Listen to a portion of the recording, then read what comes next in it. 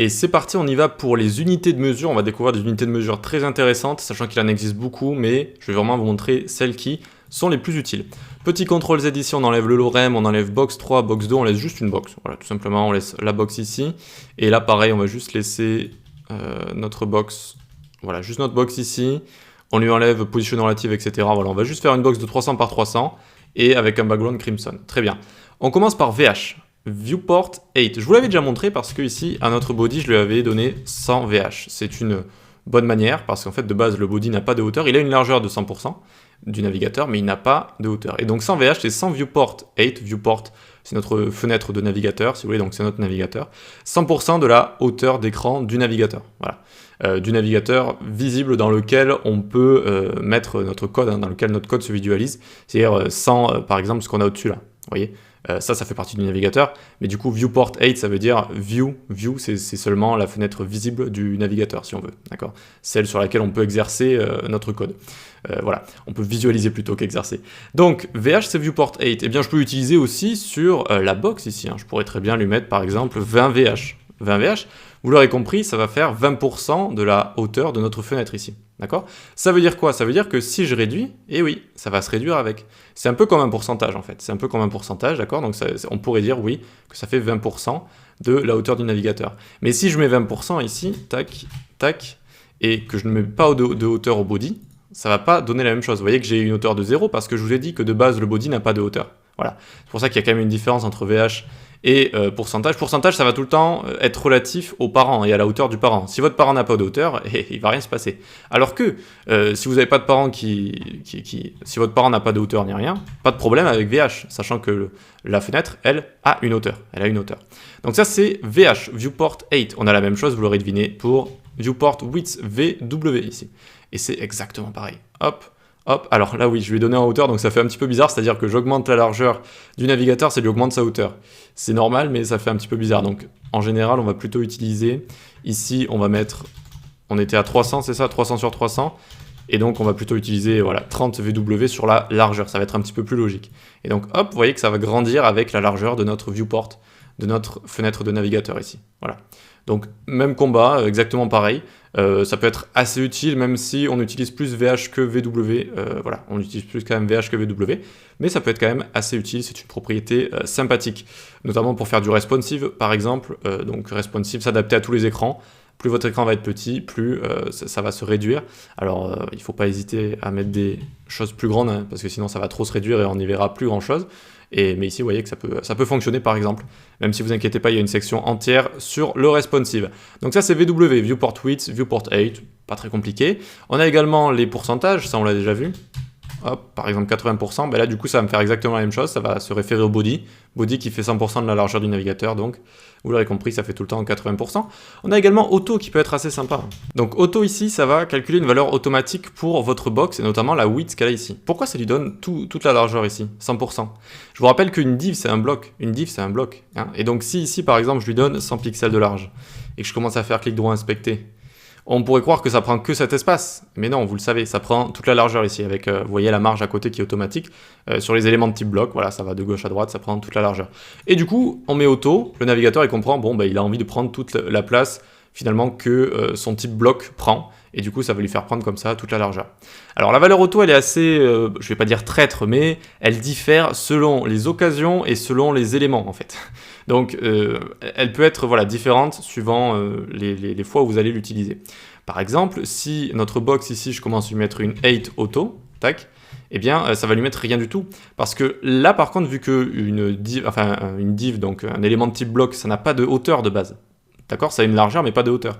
Donc, en fait, ça va être automatique suivant ce qu'on va mettre dedans. Si je mets du contenu, eh bien, ça va prendre la hauteur du contenu. Et hop, vous voyez que ça met la hauteur du contenu ici.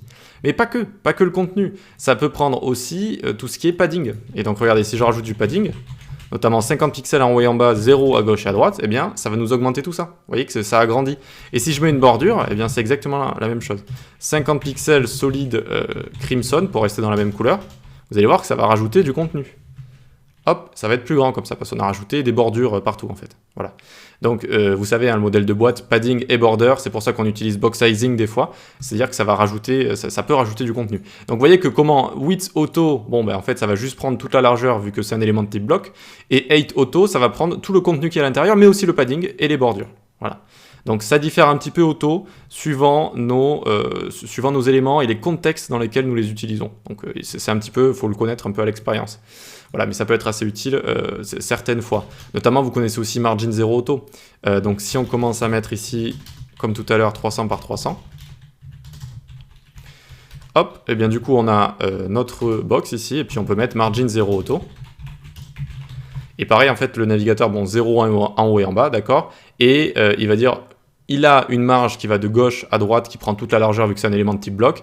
Il décide de mettre auto à gauche et à droite, je vais lui calculer les valeurs automatiques à gauche et à droite. Et du coup, de facto, ça va centrer comme ça. Voilà.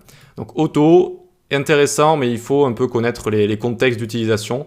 Voilà, c'est un petit peu à l'expérience, donc j'hésiterai pas à vous dire un petit peu comment ça marche au fur et à mesure de la formation. Très bien, donc on a vu tout ce qui est dimension ici, donc VW, VH, pourcentage, on a les pixels également, on a auto qui peut être assez utile. Maintenant on va voir pour le texte, c'est parti. Eh bien, le texte il faut s'en créer un, donc on va venir ici, faire H1, lorem 5 hein, comme d'habitude, hop, pour avoir un texte qui est apparu juste ici, très bien. Alors notre H1, on va le cibler ici, on va lui mettre une color, hashtag F1, F1, F1, qui est une sorte de blanc cassé. Voilà, on le voit directement ici, nickel, on y va. Première unité de mesure, la plus connue, pixel, unité absolue. Un pixel fera toujours un pixel. Et d'ailleurs, quelle est la définition officielle du pixel? Eh bien, c'est assez compliqué. C'est assez compliqué. Si vous allez la chercher, c'est un petit carré dont les dimensions vont être tout le temps les mêmes, à un bras de distance de l'écran. Enfin, la définition officielle n'est vraiment pas claire, c'est ça que je voulais vous dire. Mais en tout cas, c'est une unité absolue, c'est un peu comme voilà, le système métrique, le centimètre, etc. Et donc, de base, on l'utilise beaucoup, le pixel, pour tout ce qui est font size, pour tout ce qui est en fait les lettres et les textes de toute façon. Sachant que le pixel peut changer suivant les qualités, la qualité et les dimensions et la qualité de l'écran sur lequel il est affiché. D'accord ? Plus il va avoir une haute densité, plus il va avoir une grande qualité, votre écran, plus il risque d'y avoir un changement avec un écran qui serait vraiment de très mauvaise qualité. Les pixels peuvent un peu différer. Alors ça va pas changer du tout au tout, mais vous voyez que la définition d'un coup, elle se perd un petit peu là-dedans. Même si c'est censé être une unité absolue, au final, c'est quand même un petit peu subjectif suivant votre écran. Bon, les trêves de théorie comme ça, donc on a les pixels, mais on a aussi REM et EM. Alors, on commence par REM. Si je mets 5 REM ici, qu'est-ce qui va se passer ? Hop, on a notre texte qui est assez gros ici, il est assez grand, on voit qu'on imagine donc qu'il est au-dessus de 50 pixels. Et donc en fait ici, REM, ça fait 5 x 16. Mais pourquoi diable ça fait 5 x 16? Eh bien de base, sur tous les navigateurs, les sites, ils ont un font size, donc une taille d'écriture de base qui est de 16 pixels. C'est comme ça partout, Mozilla, Chrome, etc. On dit que l'élément root, donc c'est notre élément HTML, hop, notre élément HTML qui est ici, voilà, qui englobe toute la page, il a un font size de 16 pixels. Et REM ici fera tout le temps référence à l'élément root, à l'élément racine, à notre élément HTML. Et donc ici on a fait 5 x 16 tout simplement, d'accord? 5 x 16, ce qui fait, alors attendez, 80 pixels. C'est jamais bon de faire des calculs quand on est en train de tourner ou devant une caméra, on s'en mêle souvent les pinceaux. Mais bon, ça fait 80 pixels, donc regardez ici, si je fais ces 80 pixels, rien ne va changer en fait. Hop. Tac, c'est exactement la même chose, ok? Mais alors pourquoi utiliser REM quand il peut être assez utile?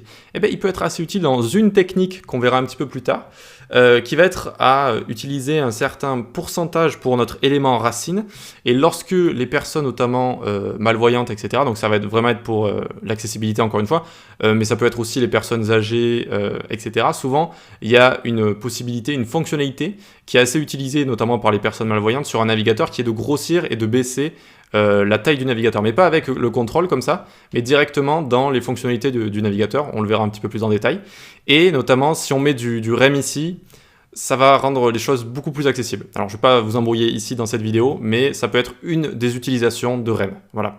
Alors il y a REM, il y a Pixel, et il y a également EM, donc on y va, hop, EM, rien n'a changé, rien n'a changé, et donc pour que ça change, je vais vous montrer, il lui faut un parent, div pour un parent, comme d'habitude, tac, tac. Le parent ici, on va lui donner un font size de 5 pixels. Et donc regardez, hop, c'est devenu beaucoup plus petit. EM fait référence au font size du parent ou de l'ancêtre, ou de l'ancêtre, de l'ancêtre, de l'ancêtre, de l'ancêtre.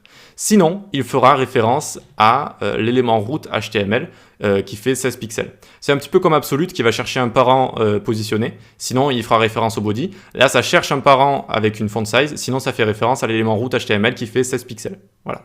Donc là, vous vous êtes rendu compte qu'il a un parent de 5 pixels, ça fait donc 5 x 5, ça fait 25 pixels. Ici, regardez, on y va, 25 pixels, rien va changer. Hop, c'est exactement la même chose. Voilà, voilà. EM est beaucoup moins utilisé, je ne vais pas vous le cacher. Ça peut être utilisé dans des techniques où on va faire du responsive avec des media queries. Donc on le verra également, on verra également quelques petites techniques, mais je dirais que REM est quand même plus utilisé que EM, et voilà, tout simplement. Donc ne soyez pas surpris, je voulais quand même vous les montrer, évidemment, parce que si vous commencez à tomber sur du code en ligne avec des REM, des EM, vous allez dire, mais qu'est-ce qui se passe, c'est quoi ces unités de mesure démoniaques? Ok, donc on a pixel, EM, REM, et pour les dimensions, VH, VW, et on a également donc tout ce qui est auto, pourcentage, et les pixels qu'on peut utiliser à peu près partout. N'hésitez pas à vous les marquer, c'est vraiment les plus utilisés parce que regardez, je vais vous montrer, hein, il y en a, alors CSS Unit Measure, alors attendez, j'ai peut-être fait une faute, non c'est bon. Il y a plein de sites à chaque fois, oui voilà, je voulais chercher celui-là. Voilà, donc on a EM, pixels, PT, les centimètres, c'est vraiment pas recommandé du tout. D'ailleurs, regardez, il y a écrit non recommandé ici. Millimètres, etc. Il y a des PT, si je dis bien, c'était les cases d'imprimante. Vous voyez que c'est passé de l'imprimerie aux pages web un petit peu. Donc il y en a beaucoup, hein, il y en a beaucoup. Mais vraiment les plus utilisés, je vous les ai montrés dans cette vidéo. Je vous ai montré dans cette vidéo tout simplement. Voilà, mais vous pouvez quand même retrouver toutes les unités, notamment ici, voilà, sur le web MDN, etc. Vous allez avoir toutes les unités de mesure. Ok, très bien, n'hésitez pas à vous les noter, et pareil, relisez, testez également, hein, testez votre code, testez toutes ces petites unités de mesure, et vous verrez qu'on y reviendra dans quelques petites vidéos sur EM et REM, mais sinon les plus importantes sont dites ici. Allez, on passe à la suite.